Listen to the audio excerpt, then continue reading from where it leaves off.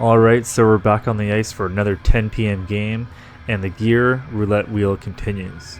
So last game I wore the teal Hyperlites. This time I'm going back a generation and wearing the 2019 2X Pros. And this time this set is actually about half the weight of the teal set that I've been wearing. So in this video I'm going to actually try to be a little bit more critical with the goals against. I'm not going to lie, I've been a little bit guilty of just posting the footage and not really reviewing them, critiquing myself. So if you have some pointers from your point of view, do chime in and let me know in the comments below. I read every single comment, and every type of feedback that I get I try to implement into my game. So let's jump into that first period and see how this 2X Pro set does.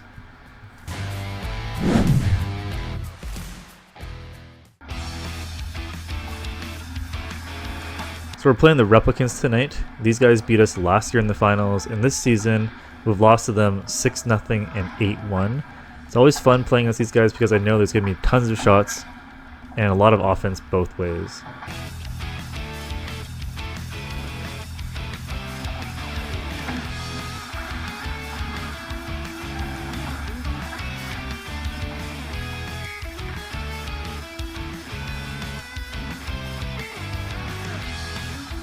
So on this first goal against, this guy makes a pretty good shot right by my defender's legs. This is a bit of a tough one because you can't really see the shot release.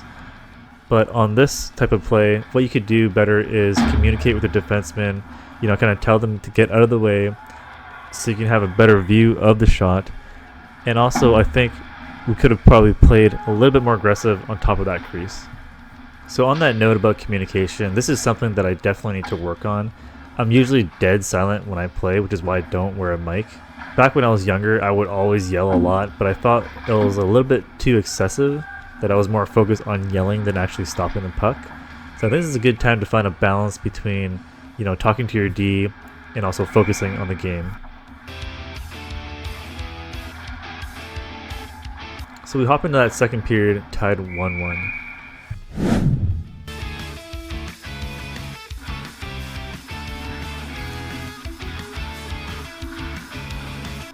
So our team had a pretty good second period in the first half. We ended up popping in 3 goals to get commanding 4-1 lead. But about halfway through that second period, I could kind of tell the momentum shifting a bit. The other team was kind of like buzzing around our zone, generating a lot of chances.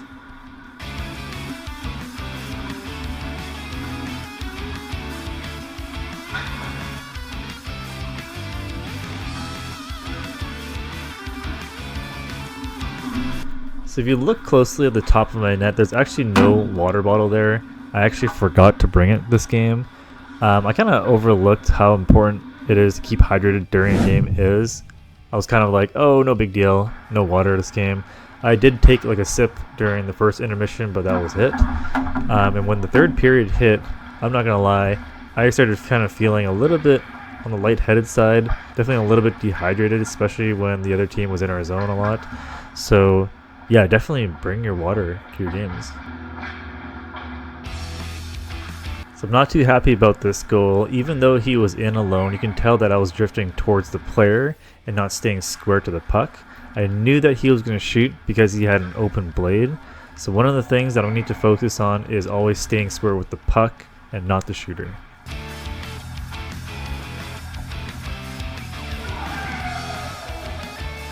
So on a play like this, all you really need to do is stay patient with your shuffles and not drop too early.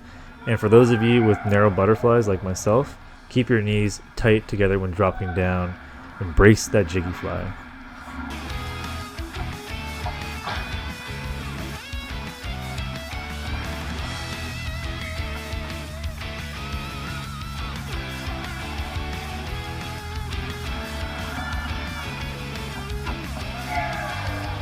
So this is one of those goals against here where we can easily try and blame our team for not covering that second guy, but I felt like if we played the initial breakaway shot properly, like being square to the puck and not the player again, this goal totally would have been avoided.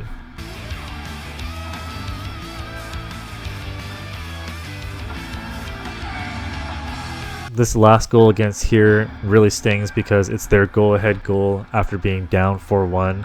To play this one better, if we were just a step up on the crease, and challenge a little bit more and had stronger shuffles across and be patient with that drop. You can almost see here when I drop, I'm not really sure what to do. Am I supposed to shuffle or drop? It ends up being this kind of like sloppy, half floppy butterfly, and the puck goes in and they take the lead with only a few minutes left.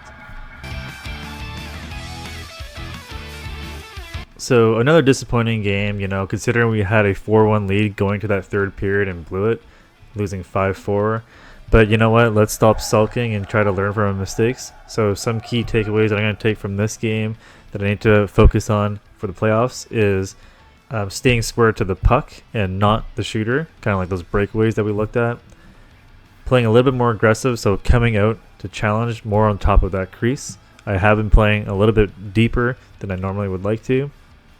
Start communicating with my defensemen, so kind of yell out, tell them where to go when I see some open guys. And some technical stuff is basically just work on cleaner shuffles and drops and keeping those legs closed when you do a butterfly drop. So the season's wrapping up. We've got one more game before the playoffs. Anyway, thank you so much for watching. See you guys on the ice for the last game of the season coming up.